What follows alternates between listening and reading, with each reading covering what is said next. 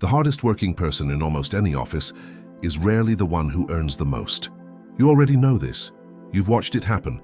Someone stays late, solves the problems nobody else wants to touch, carries the weight quietly, and somehow, year after year, their raise is smaller than the confident newcomer who talks about their own value without hesitation.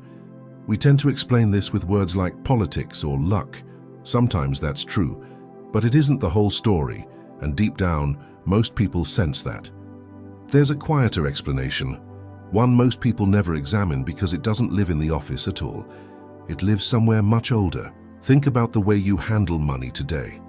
How you feel when you ask for a raise, how you price your own work, what happens in your chest when a large sum of money enters or leaves your hands. Now consider this. Very little of that reaction was designed by you as an adult. Most of it was installed before you could do long division. Not through a lesson, not through a lecture about saving or budgeting, through something far more powerful. The emotional atmosphere that surrounded money in the house you grew up in. The silence at the dinner table when a bill arrived. The pride or shame in a parent's voice when they talked about what they earned. The tension that passed between two adults without a single word being spoken, but which you, small and always paying attention, absorbed completely. Children are not financial analysts, but they are extraordinary emotional instruments. Long before you understood what money was, you understood what money meant in your house. Whether it meant safety or danger, love or conflict, pride or humiliation. And that meaning didn't stay in childhood. It became the operating system your adult financial life runs on, mostly without your awareness. This is why two people with identical skills, identical opportunities, and identical intelligence can end up with completely different earning lives. It isn't always about what they know. It's about what they learned to believe was possible, safe, or allowed, long before they had the vocabulary to question it. Somewhere in this audiobook, all of this will connect into a single simple pattern, a way of understanding exactly how those early scenes turned into invisible rules and how those rules quietly govern the numbers on your paycheck today. We'll get there.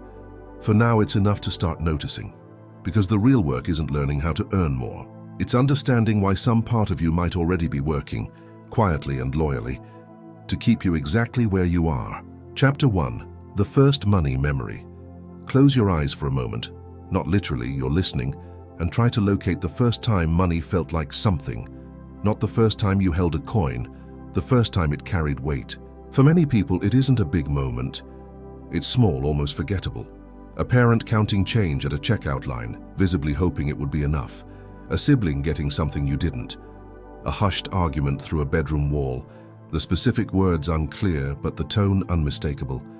A birthday where a gift arrived wrapped in an apology. These aren't financial memories. They're emotional ones that happen to involve money. And that distinction matters more than almost anything else in this audiobook. Here's the part that surprises most people. The brain doesn't file these early scenes under finance. It files them under safety. A child's nervous system is built for one job above all others, detecting whether the environment is secure. So when tension shows up around money, the child doesn't think, "Interesting, our household has a cash flow problem." They think on a level beneath language, "This is dangerous territory." That single classification, dangerous territory, doesn't fade when the child grows up. It just goes quiet. It waits. And it resurfaces decades later as an adult's stomach tightening before a salary negotiation or a freelancer undercharging a client for reasons they can't quite explain, or a business owner sabotaging a deal right at the moment it was about to succeed. Consider a fairly ordinary case.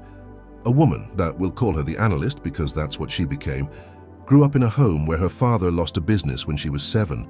She doesn't remember the business. She remembers her mother's face on a particular Tuesday evening, and the specific silence that followed, a silence that lasted for what felt like weeks.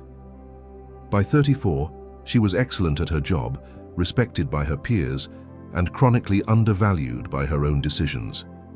Every time she approached a moment of real financial growth, a promotion, a client win, a chance to charge what she was worth, something in her quietly pulled back. Not from lack of skill, from an old, wordless memory that had long ago decided that more money meant more danger. She didn't know that memory was running the show. Most people don't. That's the unsettling part. This isn't a belief you hold consciously and could simply argue yourself out of. It's closer to a reflex, formed before you had the cognitive tools to question it, reinforced quietly for years by the emotional tone of a household you didn't choose. Here's the deeper mechanism worth sitting with. Children don't just witness money scenes, they draw conclusions from them. Fast, simplified, permanent feeling conclusions, because that's how a developing mind protects itself. Money causes fights, so money is dangerous. Mom looked ashamed asking for help, so needing money is shameful. Dad seemed different, smaller, after losing his job, so earning less means being less. None of these conclusions are ever tested against reality. They're just absorbed, the way a plant absorbs whatever is in the soil it happens to be planted in. And so, without any dramatic event, without any single defining trauma, an entire relationship with money can be quietly assembled by the time a child is 10 years old, built not from facts, but from atmosphere. The unsettling question then isn't, what did your parents teach you about money? It's, what did you learn before they ever said a word? Chapter 2. What your parents taught you without speaking. There's a strange kind of parent who never once sat their child down for a talk about money, and still managed to teach them everything they'd carry into adulthood. Most parents fall into this category actually, not because they were careless, because the real curriculum was never verbal in the first place. Think about how rarely money is discussed directly in most households, and how constantly it's communicated indirectly. A parent doesn't need to say, "We can't afford that." They only need to sigh in a certain way at the grocery store, or change the subject a beat too quickly when a school trip comes up, or grow suddenly tired in a way that has nothing to do with sleep. Children are remarkably poor at understanding budgets. They are remarkably skilled at reading faces. And so, long before they can calculate a percentage, they've already built a working model of what money does to the people they love. This is worth taking seriously, because it flips a common assumption. Most people believe their money habits came from what they were taught. In reality, they mostly came from what they witnessed. A father who flinched every time a bill arrived taught his son more about scarcity than any lecture on saving ever could. A mother who spoke about the family's wealthy relatives with a mixture of admiration and quiet resentment taught her daughter that having money and being liked might not be compatible. Psychologists sometimes describe this as modeling, but that word undersells what's actually happening.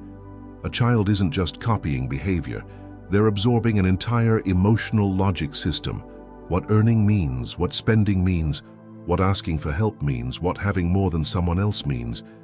And because none of this arrives as a lesson, it never gets challenged the way a lesson would be. Nobody argues with an atmosphere. You just breathe it in. Consider two children raised a few streets apart. One grows up watching a parent negotiate confidently, mention money plainly, treat financial setbacks as temporary and solvable. The other grows up watching a parent avoid financial conversations entirely, treat money as a source of quiet dread, flinch at the mention of debt. Neither child receives a single explicit money lesson. Yet by adulthood, one negotiates their salary without much hesitation. The other feels a flush of anxiety just opening a banking app. Nothing was said, everything was taught. This also explains something that puzzles a lot of financially successful people later in life. Why they can understand money intellectually, how compound interest works, how to build a business, how markets behave, and still feel a strange resistance the moment their own income starts to grow. The intellect learned the subject in adulthood. The nervous system learned the subject decades earlier from people who never meant to teach it, using a language that had nothing to do with numbers, which raises an uncomfortable but useful question. If money was never actually the subject, if it was always a stand-in for safety, worth, or belonging, then trying to fix your finances with financial tools alone might be solving the wrong layer of the problem entirely. The lesson wasn't written down, but it was without question taught. Chapter 3. The safety ceiling. There's a peculiar thing that happens to people who grew up with financial instability once they finally have the chance to earn real money. Instead of relaxing, something in them tightens. You'd expect the opposite. Surely, if scarcity was the wound, abundance should be the relief. And yet again and again, people who grew up watching money disappear through job loss, divorce, illness, or simple chronic shortage find that once they start earning past a certain point, an old alarm goes off. Not because anything is actually wrong, because more has become, somewhere in their nervous system, synonymous with about to be taken away. This is what we might call the safety ceiling, an invisible income level a person unconsciously enforces on themselves, not because they lack ambition, but because ambition, past a certain point, starts to feel unsafe. Here's the mechanism underneath it. A child raised in instability learns to survive by staying alert to danger, and one of the most reliable predictors of danger in that home was often change. A new job, a sudden windfall, a big purchase, a risk taken. Change frequently preceded disappointment, so the nervous system, doing exactly what it's built to do, quietly links growth itself to threat, not consciously. Nobody sits there thinking, I should avoid financial success. It shows up instead as a kind of low hum of unease whenever things start going unusually well, a feeling many people mistake for caution or humility or just not being that kind of person. A useful, if uncomfortable way to picture it. Imagine a thermostat, not for temperature, but for how much financial success feels tolerable. Grow past the setting, and the system doesn't celebrate, it corrects. A big client is suddenly too much work. A promotion arrives with a strange wave of dread instead of excitement. A profitable month is quietly undermined by an unnecessary expense, an argument, a missed deadline. Nothing dramatic, just enough friction to bring things back down to the familiar range. This explains a pattern that baffles a lot of talented people. Self-sabotage that appears completely irrational from the outside. A skilled consultant who keeps forgetting to send invoices. A capable manager who turns down a role with more visibility right when it's offered. From the outside, it looks like poor judgment. From the inside, it's something closer to a thermostat doing its job, protecting a version of normal that was set decades before the consultant or the manager had any say in it. It's worth being precise here, because this isn't about deserving more money in some cosmic sense. It's about tolerance, the emotional bandwidth a person has built for holding financial success without triggering an old, outdated alarm. Two people can have identical talent and identical opportunity. The one with a wider tolerance will simply keep more of what they earn, take more of the opportunities offered to them, and stay in the room a little longer when the stakes get higher, not because they're braver, but because their internal alarm was calibrated differently in a different house a long time ago. Which means the real ceiling on someone's income is rarely the market. It's the setting on a thermostat nobody remembers adjusting. Chapter 4. The guilt of getting ahead. There's a moment that happens to a surprising number of people who out-earn the household they grew up in, and almost nobody talks about it because it doesn't look like a problem from the outside. It looks like success. The moment usually arrives quietly. A phone call home after a good year where the numbers don't get mentioned. A visit where a new car stays parked around the corner instead of in the driveway. A conversation with a parent that used to feel effortless and now carries a strange, careful distance neither person can quite name. Nothing was said, but something shifted.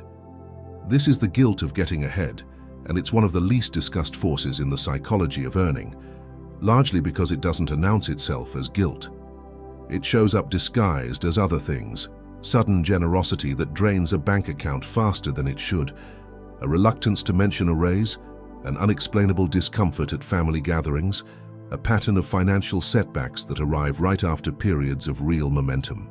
To understand why, it helps to think about what money represented in the household you grew up in, not as currency, but as a shared condition.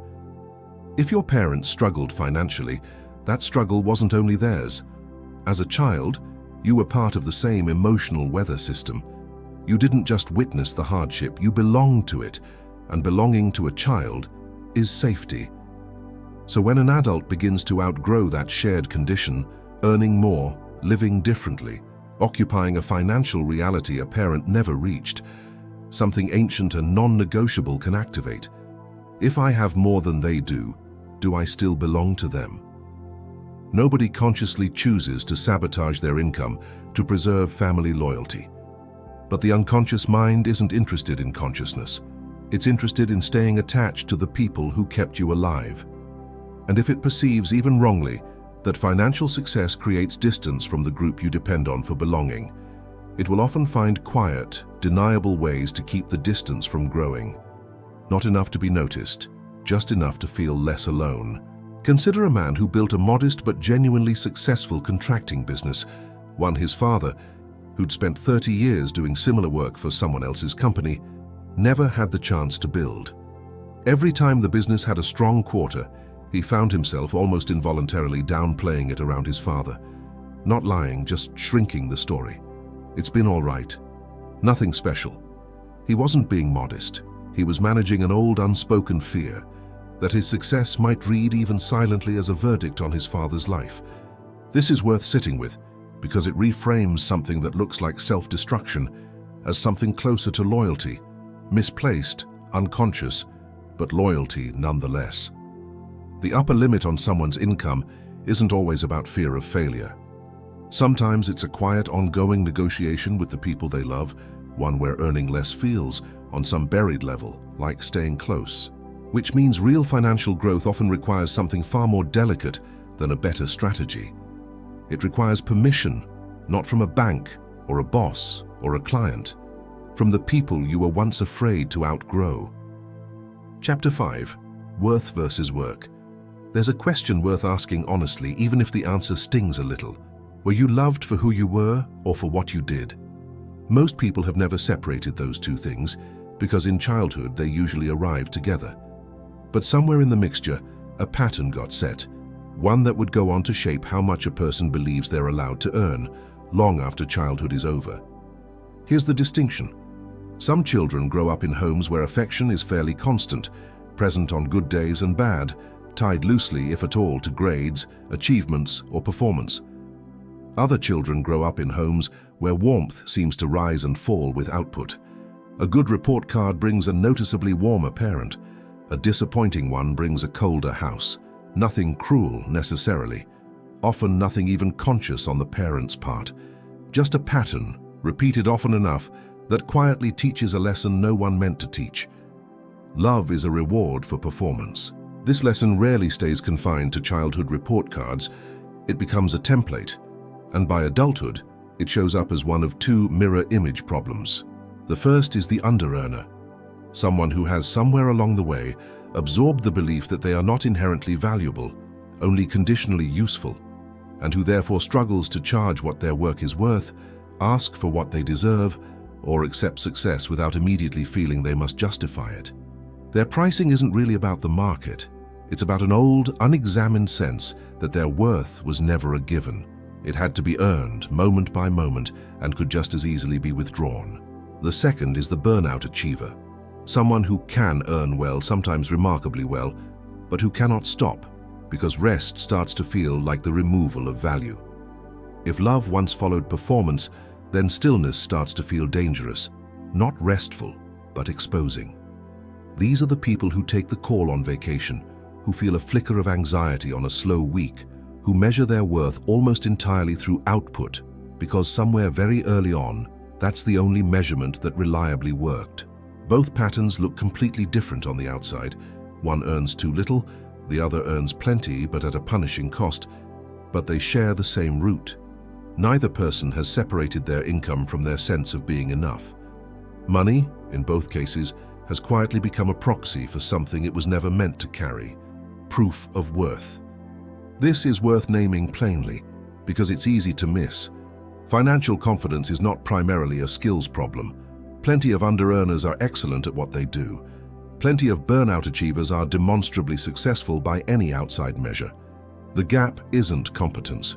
It's a belief installed early about whether their value exists independently of what they produce. And that belief rarely gets challenged by a bigger paycheck.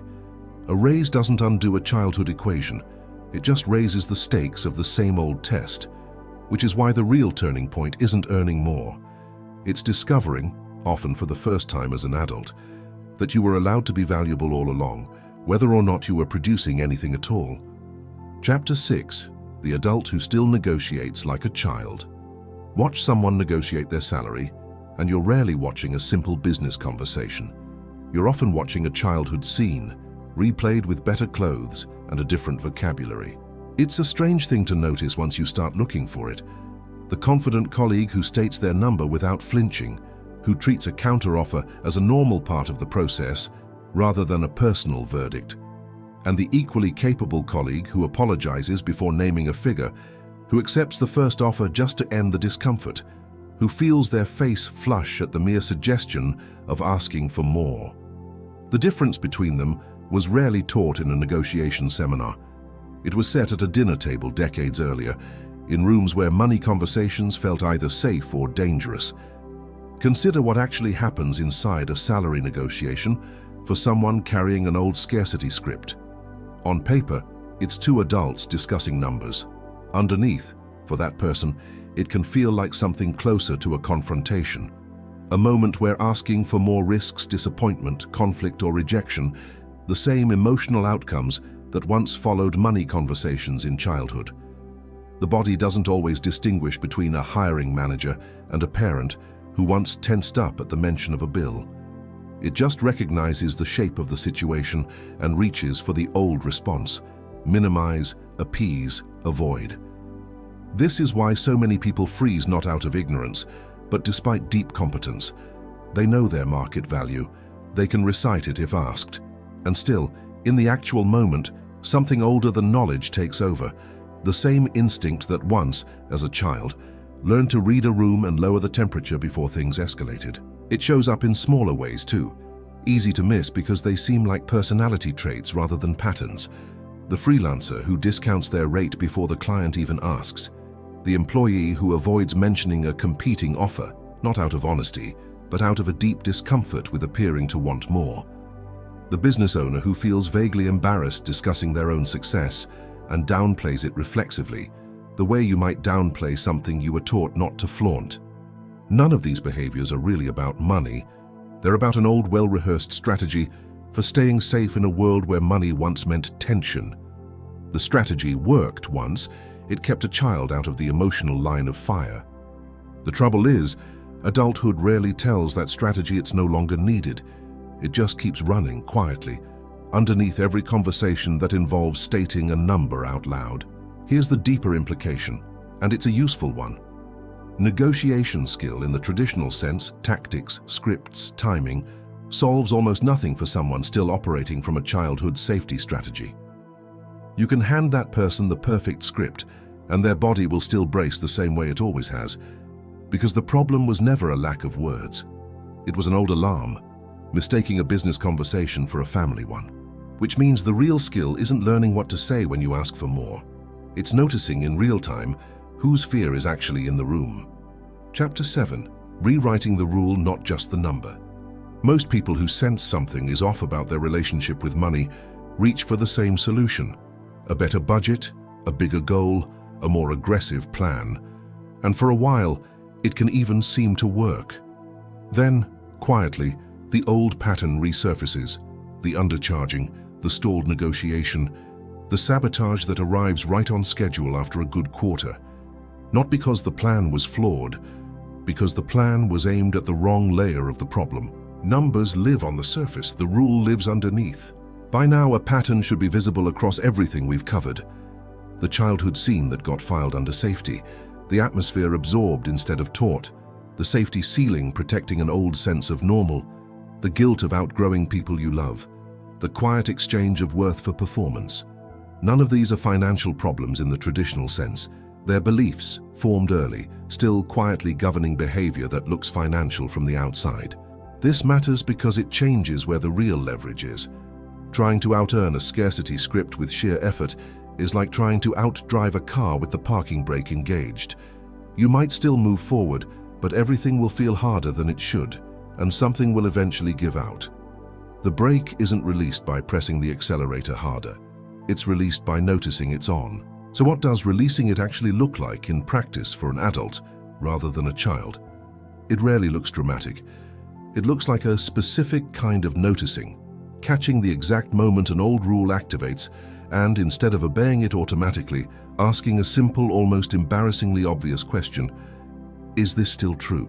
The freelancer who feels the familiar urge to discount her rate can pause long enough to ask where that urge originated, and often finds it has nothing to do with the client in front of her, and everything to do with a much older fear of appearing to want too much.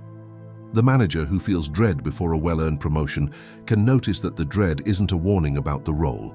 It's an alarm calibrated in a house he hasn't lived in for 20 years. The son managing his success quietly around his father can recognize that shrinking his story doesn't actually protect his father's dignity. It only protects an old, unspoken agreement neither of them ever consciously made. This is not a call to abandon caution, or to treat every hesitation as a childhood wound in disguise. Some caution is simply wisdom. The distinction worth learning is between fear that's responding to the actual situation, and fear that's responding to a situation that ended decades ago but never got the memo. One deserves respect, the other deserves a second look. And this is the real difference between behavior management and identity level change. Managing behavior means forcing yourself to send the invoice, ask for the raise, take the meeting, despite the discomfort, useful but exhausting, because the old rule is still running underneath, still generating resistance every single time. Changing identity means updating the rule itself so the discomfort quietly loses its grip, not because you became braver, but because the alarm finally recognized that the danger it was built for isn't in the room anymore. The number on a paycheck is just an output. The real work, the work most people never get shown how to do, is rewriting the rule that decided, long before adulthood, what kind of number felt permissible in the first place. Step back now, and something that looked like a collection of separate stories starts to resolve into a single shape. A child witnesses an emotional scene involving money, not a lesson, a scene.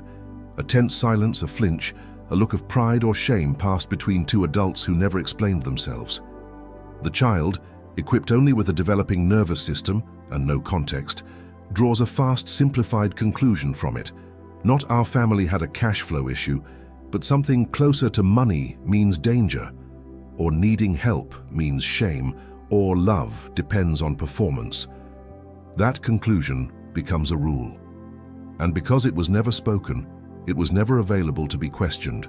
It simply settled into place, the way sediment settles at the bottom of still water. From there, the rule does its quiet work for decades.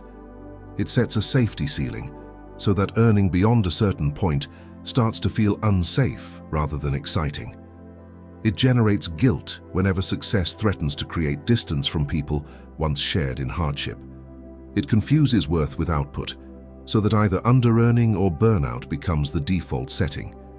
And it resurfaces, fully intact, every time an adult tries to state a number out loud, turning ordinary negotiations into old, half-remembered confrontations.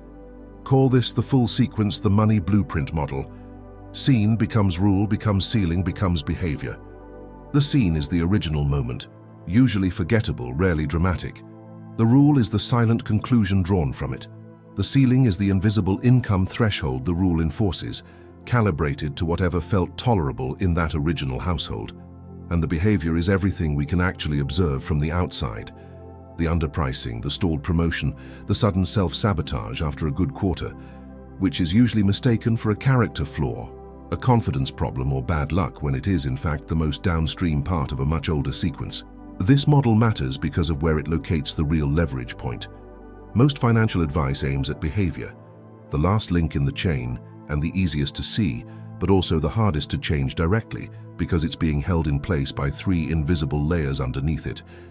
Real change doesn't happen by forcing new behavior against an unchanged rule. It happens by locating the original scene, recognizing the rule it produced, and asking deliberately, as an adult with more information than the child ever had, is this rule still protecting me from anything real? Sometimes the honest answer is yes. Some caution earned in childhood remains genuinely useful, but often the honest answer is no. The danger passed, the household changed, or was left behind entirely. The alarm, however, was never told the emergency was over, and so it kept running, quietly shaping paychecks and negotiations and price lists for people who, in every practical sense, are safe now. The blueprint isn't destiny. It's simply the earliest draft, written by a child in circumstances they didn't choose, using the only tools they had.